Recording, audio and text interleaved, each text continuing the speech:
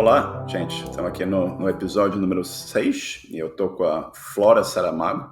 E ela tem 10 anos de experiência na área, ela é formada em Sistemas de Informação pela PUC do Rio e começou sua trajetória trabalhando em startups, onde ela descobriu sua paixão pelo Ruby on Rails. Ela participou várias vezes de Hackathon Internacional Rails Rumble, e onde ela venceu na categoria Best Solo em 2014 com seu app PackPal, e novamente em 2016 com o app Build a Bot. Ela participou também de muitas edições do workshop Rails Girls, com o objetivo de aumentar a participação feminina na área de tecnologia usando Rails.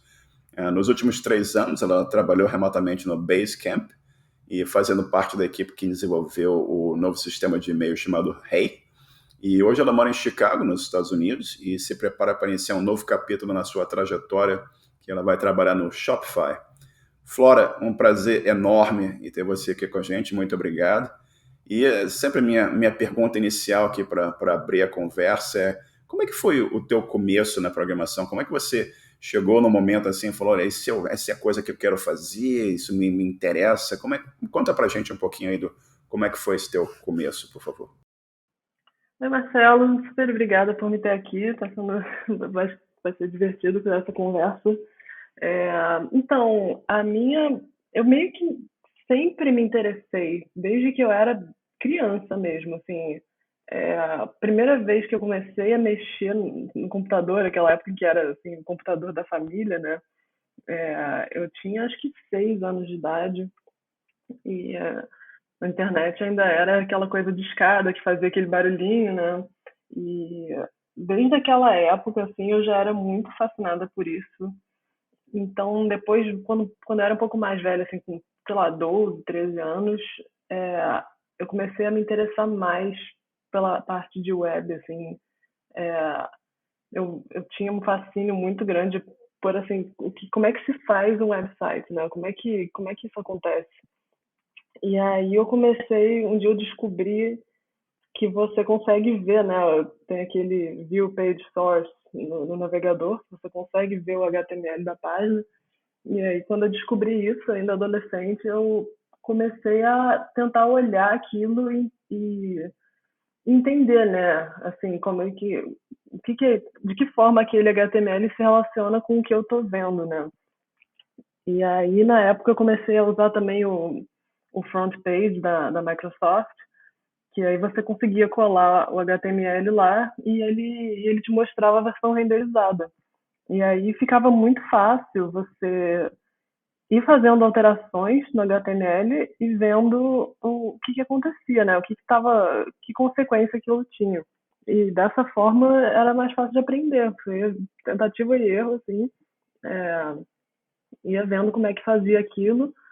Na época, eu acho que, eu não sei nem se existia CSS, eu lembro que era tudo style inline, assim, era uma bagunça, então era bem mais difícil de entender até. Mas é isso, assim, na época eu não tinha também dimensão de que você podia, assim, procurar cursos na internet, de que você podia correr atrás dessas coisas, assim. Eu tinha muita impressão de que para eu me tornar programadora, para eu conseguir fazer isso de uma forma não tão improvisada, que eu precisaria fazer faculdade, assim. Então foi por isso, e aí eu sempre estive nesse caminho, sempre soube que esse era o curso que eu ia fazer e que essa era a profissão que eu ia seguir. Perfeito. E é muito interessante que você comenta sobre você explorando o source, o código-fonte dos websites para você ver o HTML, ver o que estava acontecendo. Que é uma coisa que, em geral, os convidados aqui sempre mencionam quando eu pergunto assim, qual a recomendação que você tem para as pessoas que estão começando. As pessoas sempre dizem praticar, né? Tentar se envolver em alguma coisa, e foi exatamente o que você fez. Você começou a experimentar com o que você estava vendo e percebendo como é que funcionava e o que tinha por trás do que você via no que estava acontecendo no seu navegador na internet, né? Muito, muito interessante isso. E você evoluiu profissionalmente, você foi estudar na PUC, você começou a trabalhar profissionalmente. Como é que foi essa tua transição de experimentação, e você entrou na universidade, você começou a trabalhar com startups? Conta um pouquinho para a gente como é que foi essa transição entre entre você experimentar e ter aquela curiosidade de, oh, se eu mexer aqui vai acontecer isso, e como é que foi a tua transição até você entrar na universidade e você começar a trabalhar com startups? Então, quando eu entrei na universidade foi um certo choque em relação ao que eu fazia antes, né? Porque eu estava vivendo num mundinho em que tinha lá o HTML, você montava páginas e tal.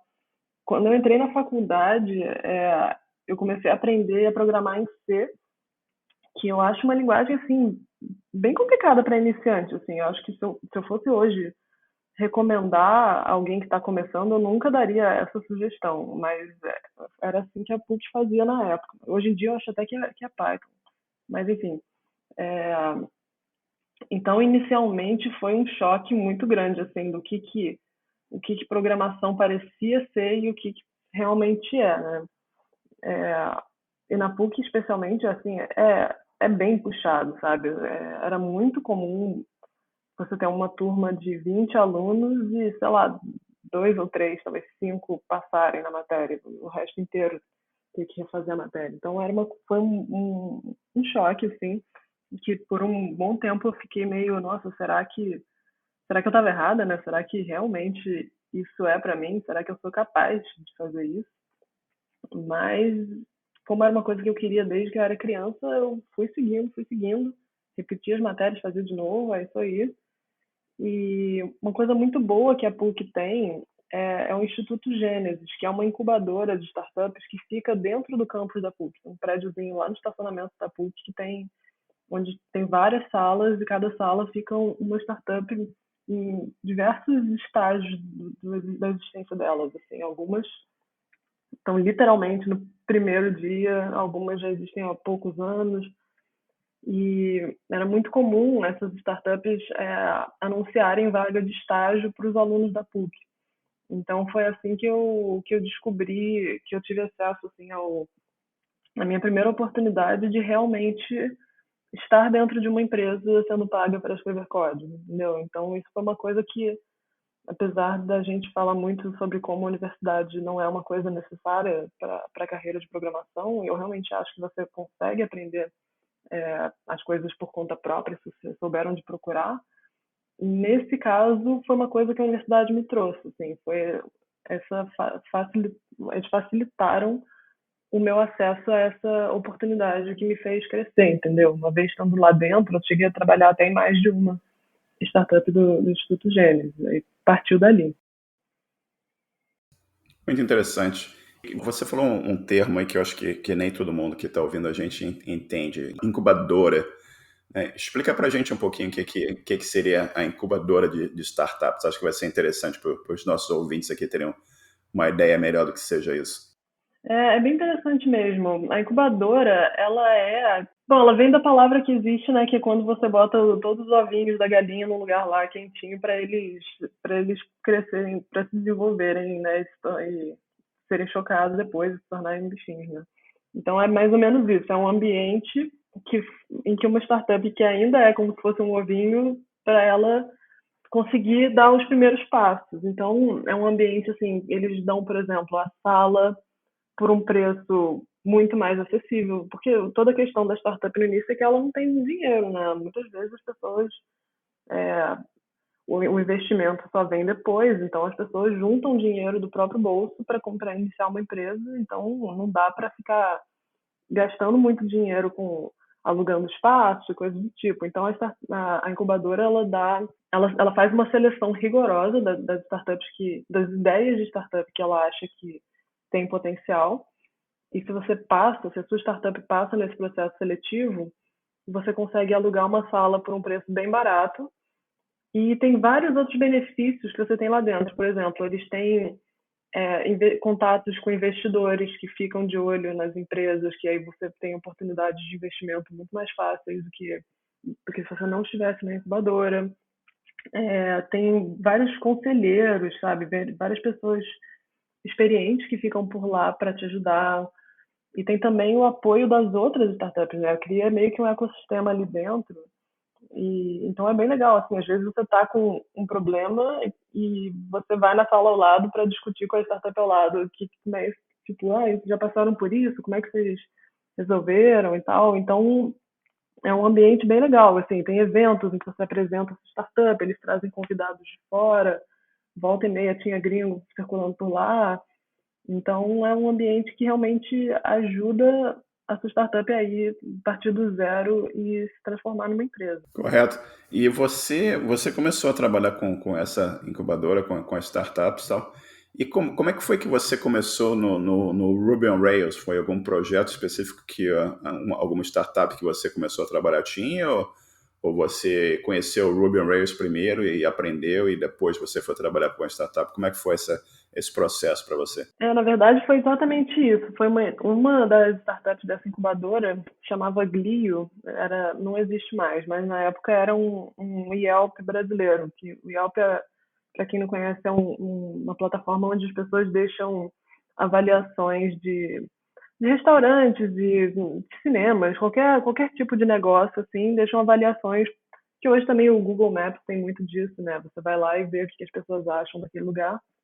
Mas na época não tinha isso no Brasil e essa era uma startup que estava fazendo isso. O dono dela também era uma pessoa que já tinha trabalhado comigo antes, então era uma coisa que eu estava bem interessada em fazer e eles estavam com uma vaga que achavam que eu podia ser boa para essa vaga. Só que eles usavam o Ruby on Rails e na época, para mim, isso era só um nome, assim, eu não tinha a menor ideia. Eu sabia que tinha essa linguagem, esse framework com esse nome, mas eu nunca tinha nem olhado para nada, assim, não fazia ideia do que era. Mas, como essa era uma oportunidade bem interessante, assim, eu achava que as pessoas eram muito boas, estavam fazendo um produto muito interessante, é, eu resolvi dar uma olhada no Rails, assim, ver o que eu achava. E aí, e no Ruby também, né? No caso, aprendi os dois ao mesmo tempo. E quando eu vi aquilo, quando eu comecei a brincar com o Rails, eu falei, vai ser isso, assim, mesmo que eu acabe não trabalhando nessa startup, eu vou ter que continuar aprendendo isso e trabalhar com isso, porque eu achei assim legal demais, foi revolucionário. Eu antes estava no PHP, que eu também adorava na época, mas assim, foi da água pro vinho, assim. Então foi graças a essa empresa que acabou mudando minha trajetória. É fantástico isso, né? Você vai evoluindo e vai aprendendo uma ferramenta e isso vai gerando oportunidades para você. Conta um pouquinho para a gente sobre Ruby e sobre Ruby on Rails, né? Que o Ruby, na realidade, ele é a linguagem de programação, né? E o Rails é todo um framework para você criar aplicações, né? Você tem aquela parte de scaffolding e tudo mais. Eu lembro de, há muito tempo atrás, assistir foi o lançamento que o DHH, né? Esqueci o nome dele aqui, o David, não consigo falar o sobrenome dele. David Heinemeier Hansson. Isso. E ele fazendo uma apresentação para algumas pessoas sobre a criação de um blog usando o Ruby on Rails, que foi basicamente assim, um monte de gente olhando e falando, oh, bacana isso, e vamos criar uma aqui. Criaram um monte de coisa, um Ruby on Rails. Conta um pouquinho pra gente, assim, o que você falou, você veio do PHP, você adorava o PHP, de repente você começou a ver o Ruby on Rails. O que te chamou a atenção? O que te levou a falar, não, isso aqui é a coisa que eu quero aprender mais e te levou à frente? Explica um pouco pra gente, por favor. Claro, então, o Ruby, ele é uma linguagem japonesa, foi criada por um japonês, que a gente chama ele de Matt, porque o nome dele é um pouco complicado para quem não fala japonês. Então, o princípio, o que ele queria quando ele criou essa linguagem era uma linguagem que trouxesse felicidade para quem programa nela, que tivesse uma sintaxe super agradável, fácil, divertida, assim, que fosse parecida com a língua inglesa. Então, se você olhar o código Ruby, assim, você vê que muitas vezes parece que você está lendo uma frase em inglês. Assim. Então, essa é uma coisa muito legal. E muitas linguagens hoje seguem mais esse padrão também, mas na época, a maioria das linguagens populares na época, eu acho que eram muito cheias de caracteres, e não sei o que, e abre chaves, e ponto e vírgula. Então, ele fez essa linguagem toda limpinha, agradável, mas ela era uma linguagem que não tinha tanto uso, assim. As pessoas sempre perguntam assim, mas o que se faz com o Ruby sem o Rails? Assim, e assim, tem usos, mas não estava adaptada para a web, né? Que é a coisa que, né, o mercado gigantesco. Então, o que o DHH fez foi pegar essa linguagem que ele se apaixonou e fazer um framework que seguisse o mesmo princípio de trazer felicidade, mas que adaptasse o Ruby para poder ser usado na web. Então, esse vídeo que você comentou é muito famoso, porque ele realmente foi, acho que, a primeira vez que o mundo teve contato assim, com o Rails, foi quando ele estava nascendo mesmo. E acho que tanto a linguagem quanto o framework, eles fascinam por isso, assim, porque é, é muito bonito, fica um código muito legível, sabe? Então fica mais fácil de aprender, fica mais fácil de você mergulhar numa code base que você não está acostumado e sair lendo e entendendo de uma forma razoavelmente fácil o que está acontecendo ali, entendeu? Fica mais fácil você entrar num projeto. Então é isso. E interessante também que o nascimento do Rails foi basicamente o Basecamp. Assim, ele foi o Basecamp foi construído e depois o Rails foi extraído dele. Então, por isso que foi uma coisa tão interessante, assim, é um lugar onde eu queria tanto trabalhar na época, porque faz parte da história, né? E essa história é bem bacana também, né? Você vê a criação aquele evento que eu mencionei do vídeo lá. E o Rails também tem a característica de te permitir criar uma aplicação de uma forma mais rápida, né? Com pouco código, você criava uma aplicação web e colocava para funcionar. Eu acho que isso que impressionou muitos na época, né? A gente estava falando um pouco aqui de startups e essa necessidade da startup levar um produto para o mercado, levar aquele produto de forma consistente e rápida também, né? Porque você não tem o capital disponível para manter aquela empresa por muito tempo. Você precisa colocar alguma coisa no mercado, você precisa começar a gerar dinheiro para sustentar a empresa. Então, acho que o Ruby on Rails trouxe essa perspectiva, essa possibilidade de gerar produtos de forma rápida e colocar no mercado e começar a gerar dinheiro. E outra coisa que você mencionou aqui na tua biografia também, você participou de vários hackathons, né? E você, inclusive, venceu dois desses eventos em 2014 e 2016. E conta pra gente um pouco o que é um hackathon, como é que é isso, como é que é esse evento, é uma coisa online, é uma coisa que você tem que viajar para algum lugar, você tem missões, como é que funciona isso? E como é que você tem vários projetos que são submetidos e tem uma junta de avaliação para você poder vencer aquele projeto? Como é que funciona isso? Conta um pouquinho pra gente, por favor. Então, isso tem tudo a ver com o que você estava falando, justamente de como o Rails permite o desenvolvimento rápido, né? Então, em 48 horas é possível você desenvolver uma aplicação inteira. Então, esse hackathon ele é baseado nisso. Assim, na época, ele não existe mais, infelizmente, mas ele chamava Rails Rumble, durou muitos anos. E aí a forma que ele funcionava era tudo remoto, então pessoas do mundo inteiro participavam de casa, assim. Aí acontecia num fim de semana, no tipo assim, sexta-noite, ou no caso para mim no Brasil era sexta-noite, na Europa era sábado de manhã, enfim, mas era mais ou menos um sábado e um domingo. É, Você criava o seu projetinho lá e começava a comitar código, é, até, até o último minuto. E você tinha que botar no ar também, e tinha que fazer o deploy. Eles tinham parceria com o GitHub, por exemplo. Na época eu acho que o GitHub não dava repositório privado gratuito, mas aí para os participantes tinha convênio também com o Heroku, porque era fácil botar a aplicação no ar rapidamente. Então tinha essas facilidades assim, mas a ideia era você formar grupos ou de 1 a 4 pessoas, e se fosse de 2 a 4 você podia, cada um decidia se ia se reunir ou se ia fazer remoto mesmo, assim. É, mas basicamente a ideia era você passar o fim de semana programando, construindo uma aplicação que você decidia qual seria, contanto que usasse o Rails, e no final do domingo você botar a sua aplicação no ar.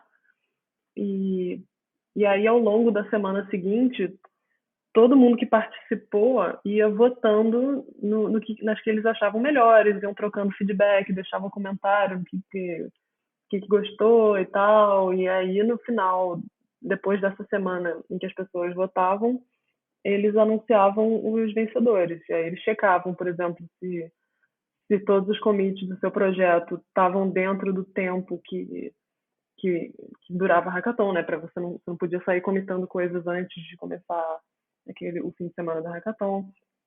Então era muito legal, assim, porque você interagia com pessoas do mundo todo, várias pessoas dando feedback no que você fez e, enfim, você acabava conhecendo pessoas e também a sua aplicação ia ficando conhecida, né? Se você fizesse uma coisa que as pessoas gostassem, já estava ali aquele públicozinho que já conhecia, né? E eram centenas de pessoas participando. Então era uma coisa bem legal mesmo. E conta pra gente sobre as suas vitórias, né? Que você venceu em 2014, você venceu em 2016. Conta um pouco sobre os dois projetos que te levaram a ser a vitoriosa nessa competição nesses anos e qual foi a sensação assim na hora que alguém falou você venceu, você é o champion, é o campeão aqui desse evento. Como é que foi tocou a música assim do Queen no fundo, dizendo We are the champions, não? Não, então foi realmente bem surreal, assim, porque como é muita gente participando, é uma coisa que eu achava que não dava para ganhar, mas a primeira vez que eu ganhei, que foi em 2014, eu fiz uma aplicação chamada PacPal, que é um gerador de lista de coisas para levar para viagem. Então, basicamente, quando você está indo viajar, você entra no PacPal, você responde 10 perguntas sobre a sua viagem, são perguntas super simples, assim. E aí ele gera uma lista do que você tem que levar baseado no que você respondeu.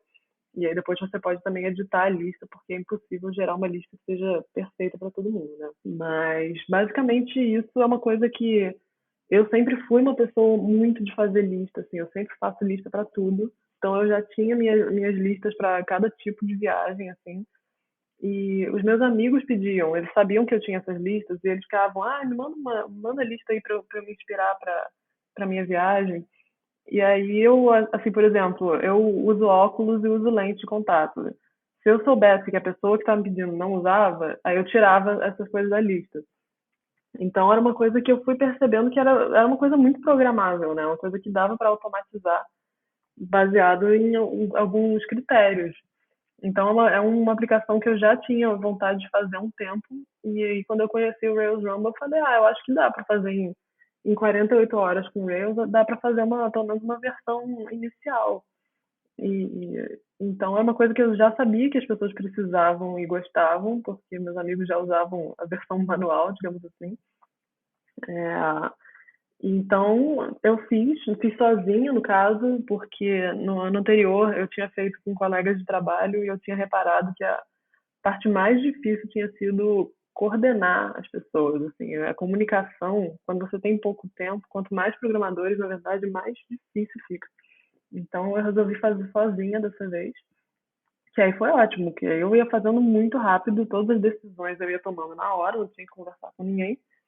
Então, no final, deu para ficar bem legal o negócio, e aí teve muito feedback positivo, que estava me deixando muito feliz.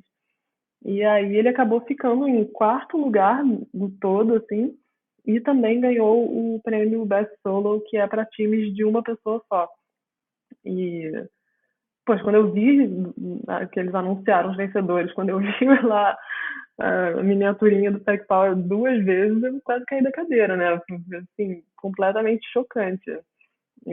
Mas foi uma coisa, assim, que eu acho que é uma das coisas que eu fiz na minha carreira que mais me trouxeram alegria, assim. Talvez tenha sido a coisa que mais me trouxe alegria, porque é bom demais, assim, quando você faz uma coisa e as pessoas usam e as pessoas te agradecem, assim, até hoje, gente. Já passaram 6 anos e até hoje eu às vezes recebo e-mails de desconhecidos falando, poxa, obrigada por isso, eu tava na maior confusão aqui, não sabia o que botar na mala, eu tava fazendo mal na pressa, sabe, pessoas que eu não conheço, pessoas do mundo inteiro, se beneficiando daquelas 48 horas super divertidas que eu passei, sabe? Então é um sentimento muito incrível, assim.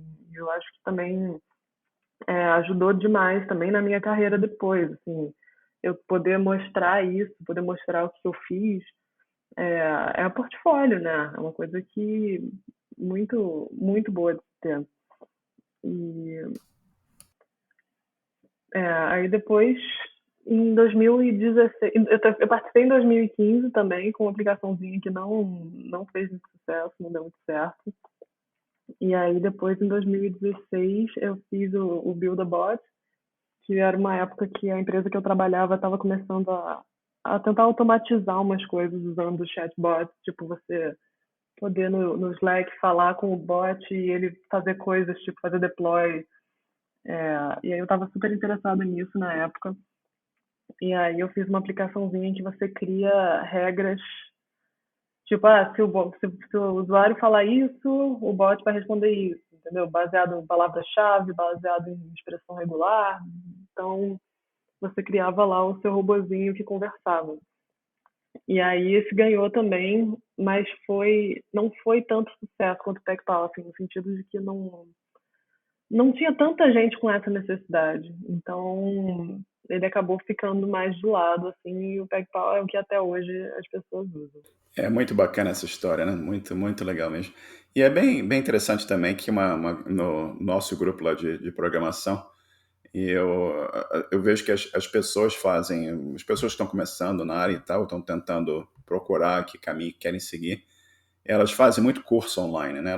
Alguns até colecionam curso, tem dezenas, centenas de cursos. E às vezes você vê a pessoa perguntando assim, pô, eu já fiz 10 cursos, eu não consigo programar por conta própria, como que eu preciso fazer? E a sugestão que eu e sempre outros fazemos é o seguinte: se envolva em projetos. Né? Vai no GitHub, procura projetos que precisam de pessoas para colaborar e se envolve. O que eu vou fazer? Faz uma coisa pequena, não precisa fazer nada grandioso, imenso. Corrige uma linha no código, entendeu? Corrige 2 linhas e vai aprimorando, vai acrescentando conhecimento. E como você disse também aqui na sua explicação, aquilo começa a virar um portfólio para você, né? Como que você pode mostrar para potenciais empregadores que vão te ajudar para entrar no mercado profissional. E você mencionou 2 coisas que nem todo mundo sabe o que são, né? Você falou comitar, né? Foi uma expressão que você usou. Você mencionou o Heroku também. Conta pra gente um pouquinho o que é esse comitar, que é um termo que GitHub, Git, controle de código. Conta um pouquinho pra gente sobre isso. E conta um pouquinho também o que o Heroku faz para você, que você está criando uma aplicação, que eu acho que seria interessante nossos ouvintes entenderem um pouquinho sobre o que é esse comitar que a gente está falando, o que o Heroku pode fazer por você também. Assim, então, é até interessante explicar isso, porque são coisas que a gente convive no dia a dia, a gente nem para pensar muito no que é, né? Mas, Exato. mas basicamente, quando você está escrevendo código, você quer ter meio que um histórico do que foi alterado ao longo do tempo. É, e o controle de versão serve para isso. No caso, o que eu uso, que é o mais usado, eu acho, talvez é o GitHub, mas existem outras opções, tipo GitLab, Bitbucket, existem várias opções. Mas, basicamente, você cria um repositório que é onde vai morar a sua aplicação, e aí, cada vez que você faz qualquer alteração, ou acrescenta código, deleta código, qualquer coisa assim, você agrupa essas alterações em pequenos pacotinhos que a gente chama de commit. Então, tipo, sei lá, supondo que eu acrescentei um botão. Aí eu vou criar um commit botando uma mensagem dizendo que eu acrescentei um botão. Porque aí, tanto eu quanto outras pessoas que possam vir a participar do projeto vão saber que naquele dia você fez essa alteração com a intenção de acrescentar o botão. Cria um histórico, assim, e aí se um dia também você se arrepender, por exemplo, você faz uma alteração enorme no seu código e depois você pensa que, na verdade, não foi boa ideia isso, teria sido melhor não ter feito isso, te dá a chance também de voltar atrás, né? Porque aí você tem todas as versões que você tinha antes de cada alteração que você faz. Então, quando a gente fala em comitar, basicamente é isso: é você fazer alguma alteração no seu código, dar uma descrição para aquela alteração e colocar isso lá no controle de versão para ficar de referência e também como possibilidade de você desfazer depois aquela alteração.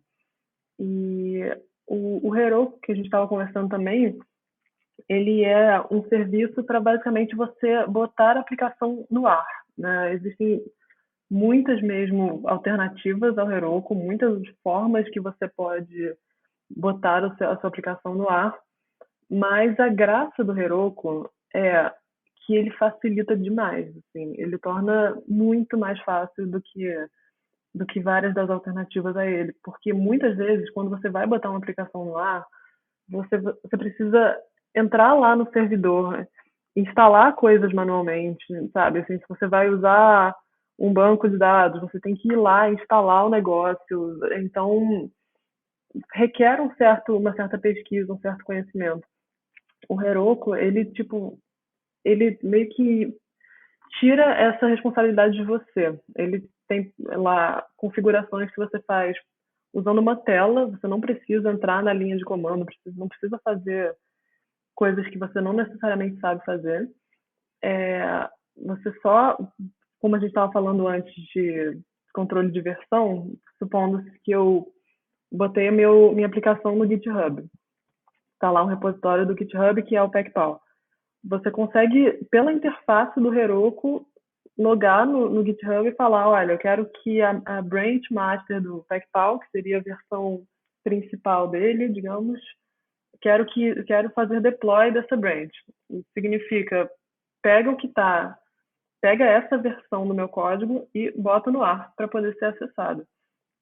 Então, você conseguir fazer isso só entrando numa interface, apertando botões, é muito mais fácil do que o jeito tradicional de fazer isso. Então, é uma coisa muito boa porque a barreira para iniciantes é muito menor. É uma coisa que você não precisa saber tanto sobre deploy, sobre configuração, sobre servidores, para conseguir botar a sua aplicação no ar. E também, num contexto de uma hackathon em que você tem que fazer as coisas rápido, né? Isso é essencial. Agora, o único defeito do Heroku é que, assim, toda essa facilidade acaba saindo cara, entendeu? Ele tem uma versão gratuita, só que se a sua aplicação começa a crescer, eles contam por número de linhas no banco de dados. Então, se você começa a ganhar usuários, os usuários vão usando a sua aplicação, você acaba ficando sem espaço e tendo que pagar. Tendo que, assim, evoluir o seu plano para um plano que te dê mais espaço. E aí já pula para, tipo, $5, $7 e se crescer por mês. Se crescer mais, já vai para, sei lá, $15, $20, entendeu? Acaba saindo caro. Se você vai realmente ter uma aplicação que vai ser muito usada, para uma pessoa que não é uma empresa, o Heroku vai sair caro. É o preço da facilidade, entendeu? Então tem que só tomar cuidado com isso. Ou seja, a aplicação tem que estar gerando dinheiro para você realmente começar a ter o custo, né,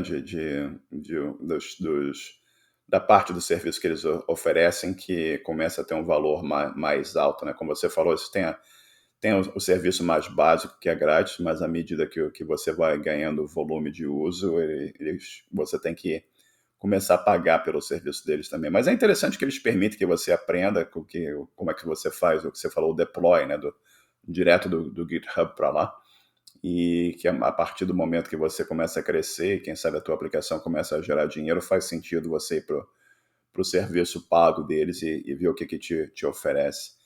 E mudando um pouquinho aqui de Komitai e de Heroku para outra coisa que é muito importante e muito interessante que você tem aqui na tua história, é a tua participação no Rails Girls, né? E a importância dessa comunidade no incentivo à participação da participação feminina na área de tecnologia, né? Que a área de tecnologia ainda é uma área com um percentual muito maior masculino do que feminino participando na área. E é sensacional, e é muito importante a gente ver a participação feminina crescendo cada vez mais e trabalhando e levando coisas para o mercado e tudo mais. E como é que foi essa tua, conta um pouquinho sobre Rails Girls, como foi a tua participação e a importância dessa comunidade no incentivo da participação feminina na área de tecnologia. Conta um pouquinho para a gente sobre isso, por favor. Isso é uma coisa que é muito importante para mim, assim, realmente, sendo mulher na área de tecnologia, é uma coisa que sempre me incomodou. É, o Rails Girls, basicamente, ele foi criado na Finlândia por uma mulher finlandesa chamada Linda Lucas. É, a ideia dela era justamente, assim, fazer workshops ou encontrinhos, qualquer coisinha assim, é, qualquer coisa. Eu não sei se começou sendo workshop, se começou sendo curso, mas basicamente a ideia era que mulheres que já estão na área de programação ensinem mulheres que estão querendo entrar na área. Então, isso começou na Finlândia, né, mas foi se espalhando para o mundo e até que chegou no Rio de Janeiro, onde eu morava na época. E então no Rio, a edição do Rio, eles estavam organizando de uma forma que era, acho que eram 2 dias de workshop cada ano, né? E na primeira vez eu só me inscrevi, eu vi lá o anúncio e aí eu me inscrevi para ser treinadora, que basicamente as treinadoras são essas pessoas que já estão na área de tecnologia e que estão lá para ensinar. E aí, basicamente, as treinadoras sentam com as participantes e ensinam desde como instalar o Ruby e o Rails no seu computador até fazer o deploy da aplicação. Então, é uma coisa bem difícil, assim, mas é muito gratificante, porque eu vi com os meus olhos pessoas mulheres que não faziam, que trabalhavam em áreas totalmente diferentes da programação, que não estavam felizes por algum motivo, ou mulheres assim que às vezes estavam fora do mercado, estavam dependendo de marido, estavam, entendeu? Em situações assim, várias, a gente sempre conversava com as participantes, várias falavam que eu quero virar programadora, quero dar uma vida melhor para meus filhos. Tem várias histórias assim. E eu vi elas se transformarem em profissionais, sabe? Eu vi elas crescerem na carreira. Inclusive, uma amiga minha, que era da área de sociologia, ela hoje está trabalhando numa empresa como programadora, sabe? E você vê isso acontecer é muito bom, assim, vale todo o esforço. Era sempre 2 dias bem cansativos, assim, que eu ficava, sei lá, 12 horas desde de organizar até ensinar. E ensinar não é uma coisa fácil, principalmente quando você está ensinando para uma pessoa que não tem o contexto, né? Porque quando eu aprendi a programar, eu estava na faculdade, eu estava imersa naquele universo. Mas quando você está explicando programação para uma pessoa que é advogada, socióloga, ou dona de casa, ou qualquer outra profissão, a pessoa não tem o contexto, entendeu? Então você tem que explicar as coisas de uma forma que você não pode contar com experiência prévia na área de tecnologia. Então é até bom para treinar seus próprios conhecimentos, assim, para você conseguir explicar de uma forma que qualquer pessoa consiga entender. E você vê elas entendendo, sabe? É muito legal, assim, quando você compara do início do workshop até o final, como você vê elas ganhando fluência no negócio, fazendo as coisas sem você ter mais que falar, sabe? É realmente muito impressionante. E depois também a gente fica em contato, elas ainda podem tirar dúvida e tudo mais, mas é realmente muito legal você ver assim, a quantidade de pessoas, de mulheres que saem dali e correm atrás de uma carreira e conseguem, sabe? É muito legal mesmo. É absolutamente fantástico isso, né? E o que você acha que a gente precisa fazer em geral na área de tecnologia para incentivar mais a participação feminina? O que você acha que está faltando da gente fazer para ter uma participação maior e também a participação geral maior, né? No grupo também eu vejo muitos entram e falam assim, isso aqui é para mim, eu não sei se é para mim, isso aqui vai me dar dinheiro, que eu sempre falo para as pessoas, infelizmente na vida você não tem certeza de absolutamente nada, né? Você tem que tentar o caminho e você vê onde é que aquele caminho vai te levar e vai ajustando o teu caminho. Mas o que você acha que está faltando na área de tecnologia para atrair mais a participação feminina e incentivar mais? Olha, acho que é um conjunto enorme de coisas, assim, que vão desde a forma como a nossa sociedade trata crianças, por exemplo. Se você for numa loja de brinquedo, por exemplo, você vê que tem lá a seção de menino e a seção de menina, e aí na seção de menino tem tudo quanto é foguete, kit de cientista e não sei o que, e na seção de menina tem tábua de passar roupa e panela, entendeu? Eu acho que já era para começar por aí, porque quando eu estava crescendo, e eu falava que eu queria entrar nessa área, era visto como uma coisa muito esquisita, assim, já ouvi muito, muito, muito na minha vida, assim, nossa, você não tem cara de programadora. Então, a gente tem que primeiro parar com isso de cara de programadora, a gente tem que primeiro tornar natural as mulheres e as meninas se interessarem por esse tipo de área, e isso tem que ser incentivado se for o que elas querem, entendeu? Elas têm que não achar que isso não é para elas, porque isso é uma coisa que acontece demais, infelizmente. Então, essa é uma das coisas. No mercado, acontece também muito, assim, de quando você contratarem homens com base no potencial e mulheres com base em experiência que elas conseguem demonstrar, né? A exigência, infelizmente, é muito maior. Você vê empresas contratando homens em vez de mulheres, às vezes porque por preconceito mesmo, assim, por achar que só do cara ser homem ele já tem cara, a famosa cara de programador, então passa a impressão de que ele vai ser melhor, quando isso nem sempre é a realidade, né? Então, e eu não sei, eu acho que tem muitas outras coisas que podem ser feitas por parte das empresas, assim, de tornar o ambiente da empresa mais justo, sabe? Assim, de tentar dar oportunidades iguais e, e também feedbacks iguais, assim, no sentido de você avaliar o seu funcionário sem ser afetado por impressões que você tem baseado em estereótipos, assim. Mas realmente é uma coisa. Eu não tenho nem qualificação para dizer exatamente o que precisa ser feito, mas o que eu sei é que é um conjunto que tem que ser feito assim, desde a forma como a gente cria filhos até a forma como as empresas operam. Exato. E essas coisas dos estereótipos são incríveis, né? E eu cresci no Brasil também e eu não bebo cerveja, né? Então você sendo jovem, no Brasil tem uma cultura de você ser incentivado a beber e você imagina toda a baboseira que eu ouvi por eu simplesmente não beber cerveja, né? Você não é homem que você não bebe cerveja, o que vai mais.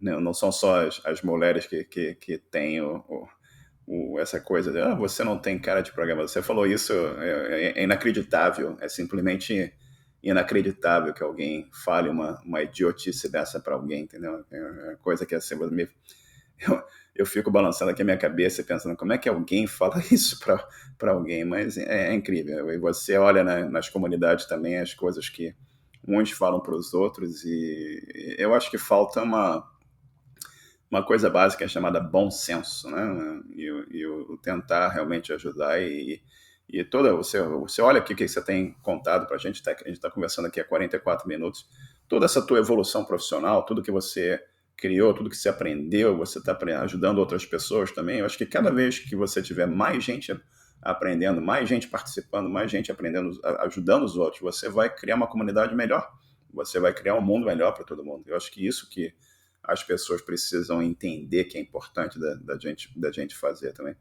E mudando um pouquinho do assunto aqui, como é que foi? E você trabalhou, a gente está falando do Brasil e tal, e você, acho que me perdoa se eu estiver errado aqui, mas acho que você começou a trabalhar para a Basecamp ainda no Brasil, você fez uma transição para eles nos Estados Unidos, e você trabalhou nesse aplicativo novo chamado Hey, né, que é um sistema de envio de e-mail. Conta um pouquinho para a gente como foi essa tua transição do Brasil para os Estados Unidos. Uma pergunta que eu sempre vejo nas comunidades de programação e outras comunidades de pessoas que estão querendo fazer o que você fez, que é mudar de país. As pessoas sempre falam assim, é importante falar inglês, eu preciso saber inglês. E eu sempre falo, olha, é importante, para o meu caso especificamente, eu vim aqui para o Canadá, foi extremamente importante saber inglês. Então conta um pouquinho para a gente como é que foi essa tua transição desde o Brasil, ir para Basecamp, trabalhar com Hey, a importância do controle do idioma, como é que foi isso tudo para você? Então, sair do Brasil era um sonho que eu tinha há muito tempo. É, e, mas interessante que entrar no Basecamp não foi exatamente. é, eu não achava que isso me daria essa oportunidade, no sentido de que o Basecamp é uma empresa 100% remota, então tem pessoas do mundo inteiro. É, e aí, quando eu entrei, eu achava que eles não fariam a realocação das pessoas, né?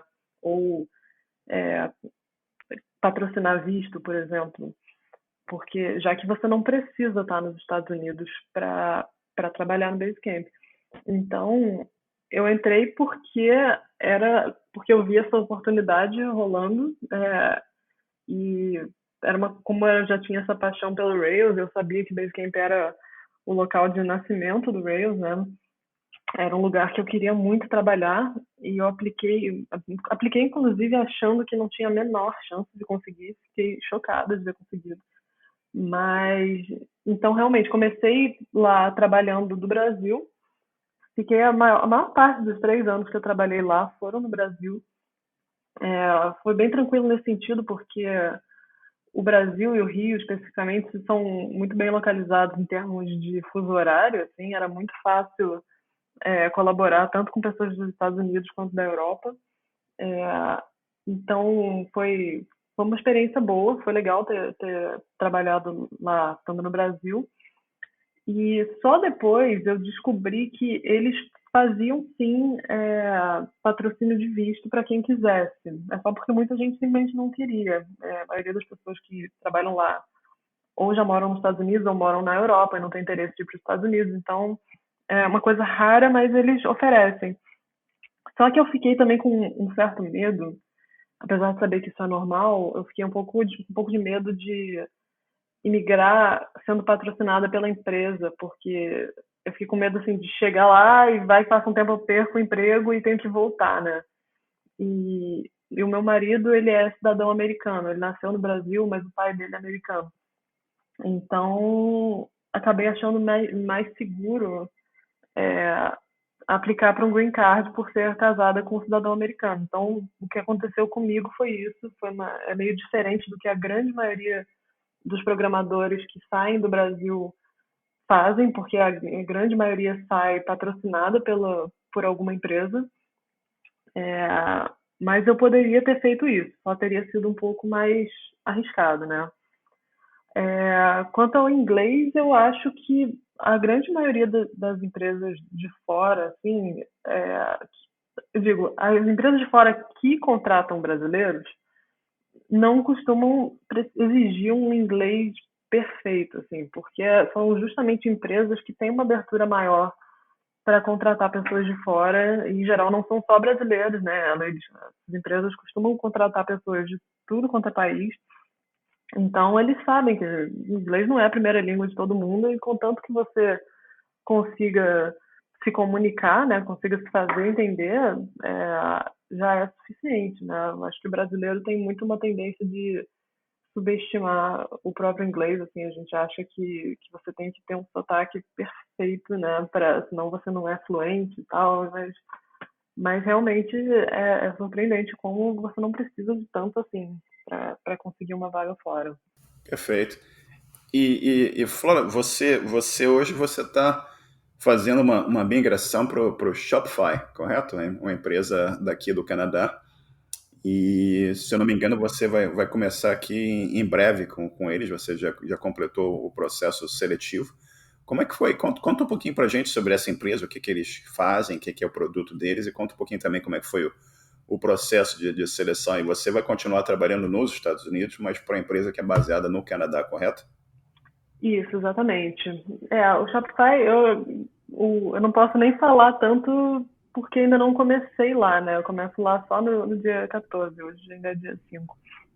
Mas, basicamente, é uma empresa de e-commerce que serve para facilitar a criação de loja, né? Se você é uma pessoa que tem uma loja, mas você não tem conhecimento para construir um e-commerce do zero, você usa o Shopify para meio que cuidar da parte técnica, né, que dispensa de você ter conhecimento para isso, né? É uma coisa que aí você foca no seu negócio. E basicamente o processo foi interessante porque eu cheguei aqui, eu estava sem emprego no momento, e aí eu botei no Twitter que eu estava procurando emprego, e aí foi muito bom, foi inclusive uma coisa que eu recomendo para quem estiver procurando emprego, quando você joga no mundo, dá um medo danado, porque você fica morrendo de medo do seu tweet ser ignorado, né, e de ser uma situação humilhante, mas não foi o que aconteceu. Foi assim que o Shopify viu que eu estava procurando, tinha uma equipe lá que tava precisando de pessoas, e aí eles falaram com a recrutadora deles. E tenho também um amigo que trabalha lá, que trabalhou comigo antes no Brasil. Então, eles entraram em contato comigo.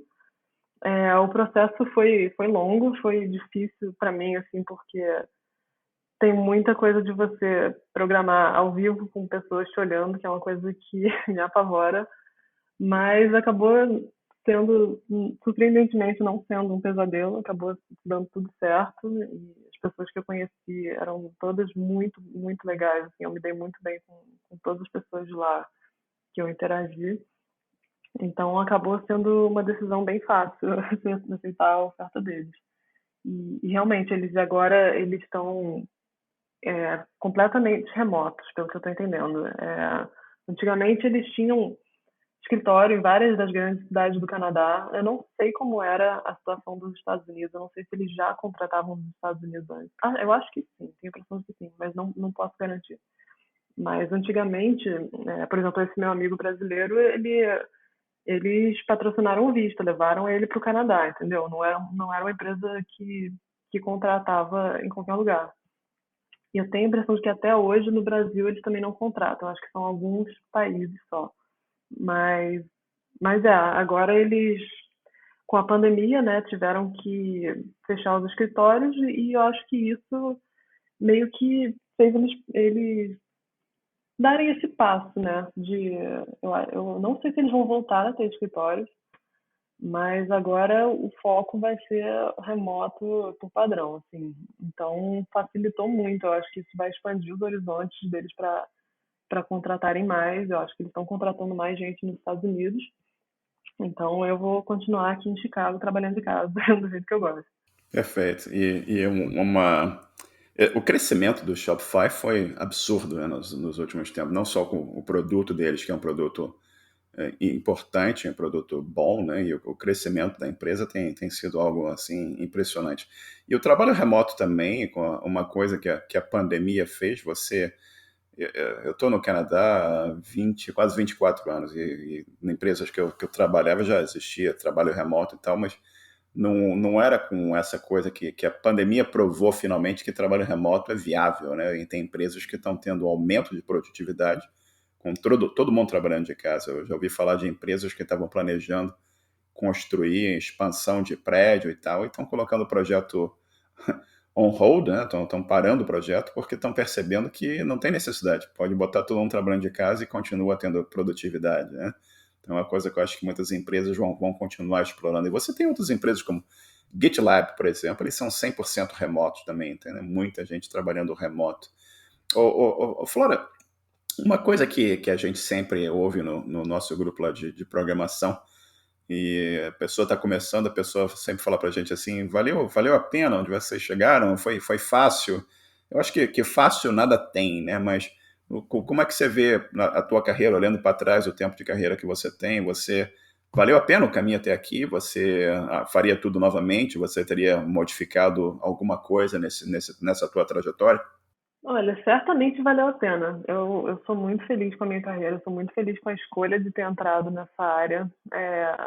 Claro que não é perfeito, nada é perfeito. Tem muita coisa que precisa ser melhorada, mas eu acho, ainda é uma coisa que eu recomendaria definitivamente. Assim. Eu acho que o mercado de tecnologia, ele é um mercado muito bom comparado com os outros em termos da quantidade de oportunidades que você tem, da quantidade de oportunidades que isso abre para você, assim, tanto no ponto de vista do mercado de trabalho mesmo, assim, eu vejo agora na pandemia muita gente desempregada, né? Muita gente sofrendo com problemas econômicos causados pela pandemia e programadores sendo contratados, entendeu? Empresas contratando gente de tecnologia sem parar, muita vaga, sabe?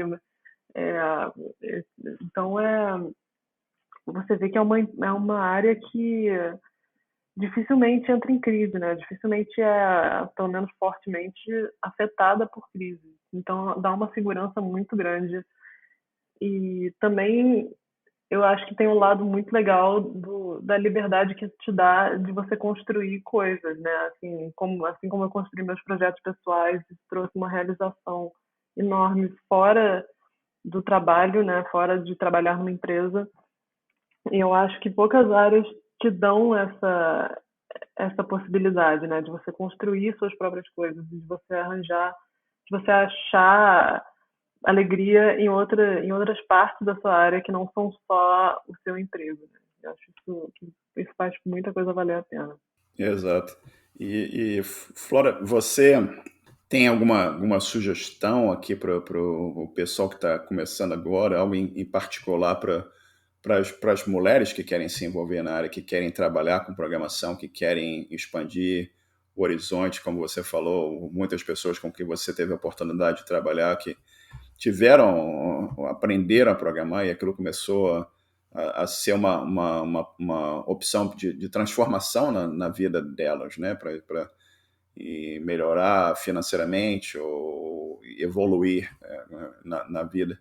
E você teria sugestões para essas pessoas, além de tudo que você já mencionou para a gente aqui na entrevista até agora? Olha, para as mulheres especificamente, eu sempre falo, sempre que eu converso com mulheres que estão começando, que é muito importante você não se deixar abalar pelas pessoas que vão ter preconceito e que vão.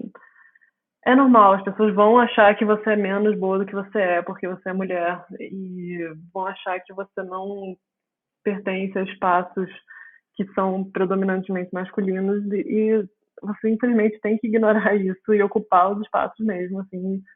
Se tiver uma oportunidade, pega a oportunidade, não tenha medo, não tenha receio do preconceito que você vai sofrer, porque infelizmente se a gente não encarar isso, se a gente não for lá e fizer, é, as coisas não vão mudar, né? A gente não pode contar com os outros para criar um mundo melhor, infelizmente. Então a gente tem que meio que ir com medo mesmo, com desconforto mesmo e encarar, porque tem uma hora que você ganha o respeito das pessoas, tem uma hora que só de você estar lá, as pessoas começam a aceitar que ali é o seu espaço, sim, que você está ali, que você pertence ali.